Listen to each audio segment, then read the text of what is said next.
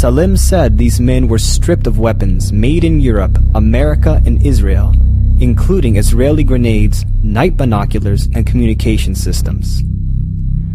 60,000 rounds of ammunition were also confiscated in Lebanon around the same period, found hidden within 2 vehicles on board an Italian container ship. Intercepted in the Mediterranean Sea, like the seizure in Bab el-Amr, officials found rocket-propelled grenades and heavy-caliber ammunition. It's time for that regime to move on, and it is time to stop the killing of Syrian citizens by their own government.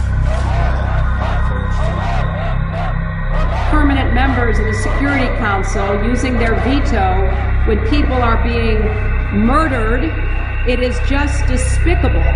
And I ask, whose side are they on? They are clearly not on the side of the Syrian people.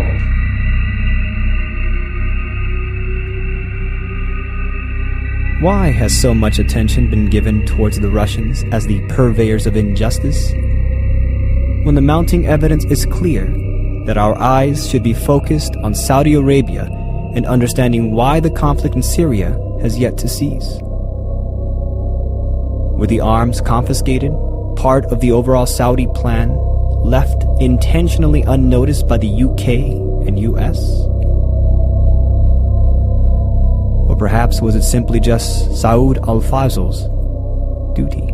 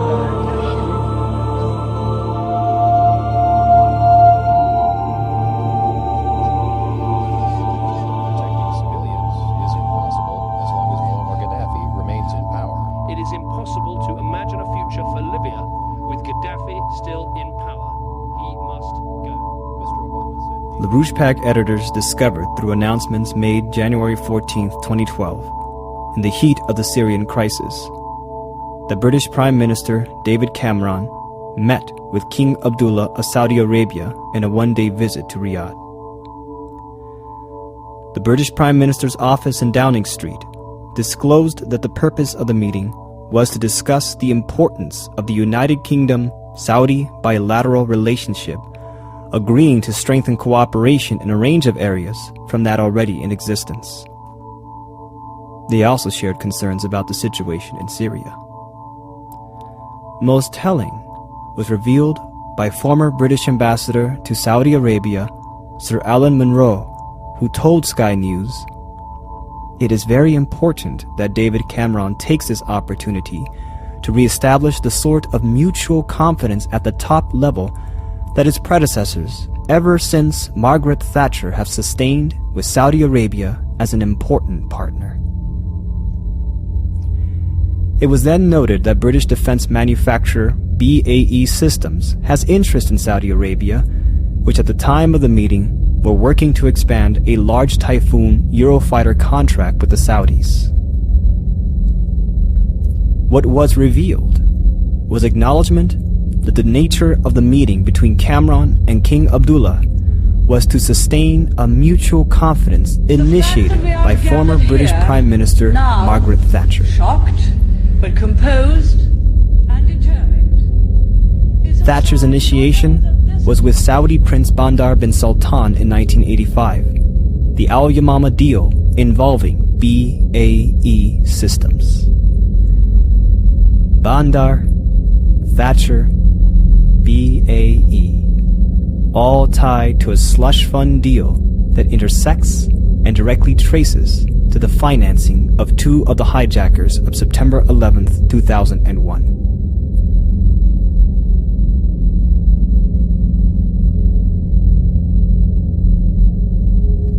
Nawaf al-Hazmi and Khalid al-Madar were two of the 5 terrorists who hijacked American Airlines Flight 77, crashing it into the Pentagon. They both were harbored by 2 Saudi intelligence operatives, Ammar al-Bayoumi and Osama Basnan. In the course of 4 years leading up to September 2001, al-Bayoumi and Basnan were transferred between $51,000 to $73,000 in checks and cashier checks from Prince Bandar and his wife, Princess Haifa bint Faisal.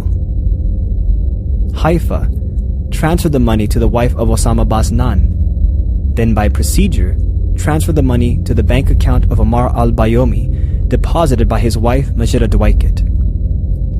Bayoumi is known to have paid for housing and flight training lessons for the 2 hijackers of American Airlines Flight 77. However, the tens of thousands of dollars transferred in Saudi maze fashion that made its way to Nawaf al-Hazmi and Khalid al-Madar all originated from a bank account at Riggs National Bank in Washington, D.C., owned by Prince Bandar bin Sultan. Our decision to start negotiating the purchase of a substantial number of aircraft for our national airline.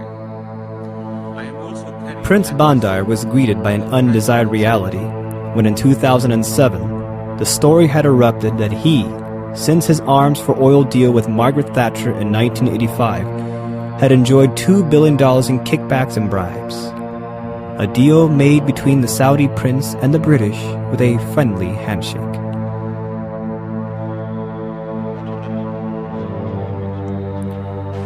However, the overall Al Yamama deal for BAE weapons in exchange for Saudi oil during the 22-year span between 1985 and 2007 shored up $80 billion to $100 billion that was never accounted for. Money from the Al Yamama deal has been traced to clandestine operations, to arms purchased from Egypt and sent to the beginning stages of Al-Qaeda, the Mujahideen.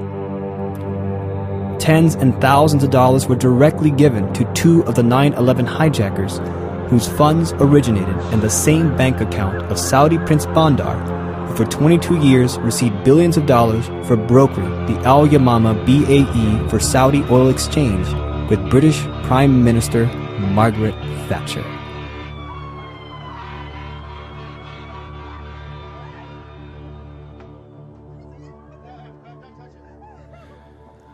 Two weeks before the 9/11 hijackings, a wealthy Saudi family who had been in contact with Mohammed Atta and other of the 9/11 hijackers abruptly fled from their luxury home near Sarasota, Florida.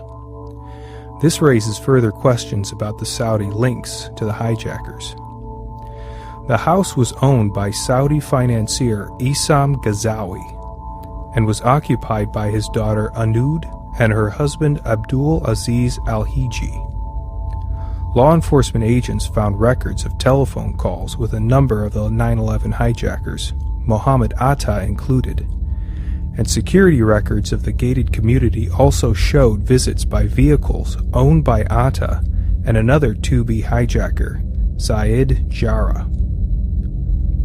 Atta, Jarrah, and Marwan al-Shihi were all living within 10 miles of Ghazawi's house and were taking flying lessons in nearby Venice, Florida. Analysis of phone records from Ghazawi's house showed contact with 11 other terrorism suspects, including Walid al-Shihi, who was with Atta on the first plane to hit the World Trade Center in New York City on September 11th. Yes, people do know where they stand with us. Yes, they do know we're strong government. Yes, they do know we have a property. The operation thrived by the logistics of a BAE slush fund, a deal that represented one of the biggest funding pools in history for global covert operations, protected by Her Majesty Elizabeth II's Official Secrets Act, with its finances guarded by the highly unregulated system within the City of London Square Mile and offshore havens under British dominion. An operation left unobstructed by David Cameron and King Abdullah's arrangements during the heat of the Syrian crisis. The UK are involved in creating the slush fund deal. The US, under two administrations, has behaved with complicity. Why then would these same forces ever to have bothered to seek out the truth of who actually led the massacre in Hula, Syria, May 25th? The US never even bothered to investigate how their partners of the UK and Saudi Arabia carried the attacks in New York City and Washington, D.C. in the morning of September 11th, 2001.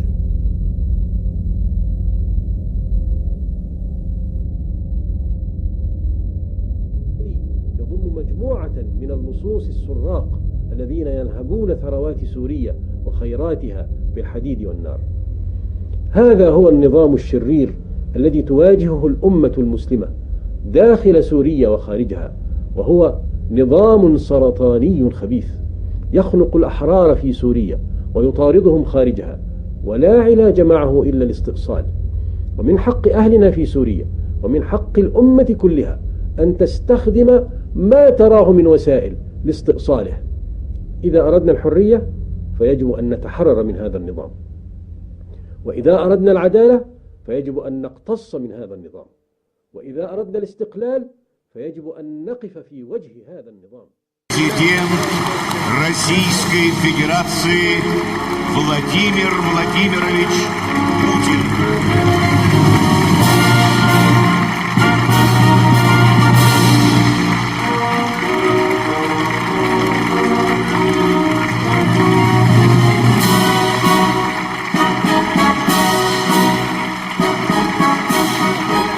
Все мы обязаны помнить, почему началась война, и анализировать ее уроки. Ведь они по-прежнему актуальны. И сегодня хочу подчеркнуть: строгое соблюдение международных норм, уважение государственного суверенитета и самостоятельного выбора каждого народа – это одна из безусловных гарантий того, что трагедия прошедшей войны никогда больше не повторится. What has stood in the way against the intended outcome of a global Black Ops operation has been the Russians and a minority of patriots within the United States. The desire is war. War because it is the only means by which the present international empire can maintain power as it deals with the harsh reality that its international financial system has reached an end. They would rather see a world engulfed by war, savage destruction, and famine than witness the rise of an alternative asserted through the powers of national sovereignty against the ancient rule of monetary law. What you have been told about Syria is worse than a fabrication. It is a lie. It is not about Assad. It is not about Syria or simple regime change. It is about carrying out the intended outcome of September 11th, 2001. It is about maintaining the unbroken process of the attacks as part of a global covert operation to preserve the immortal existence of the Roman Empire. You say, this sounds crazy? You need to grow up.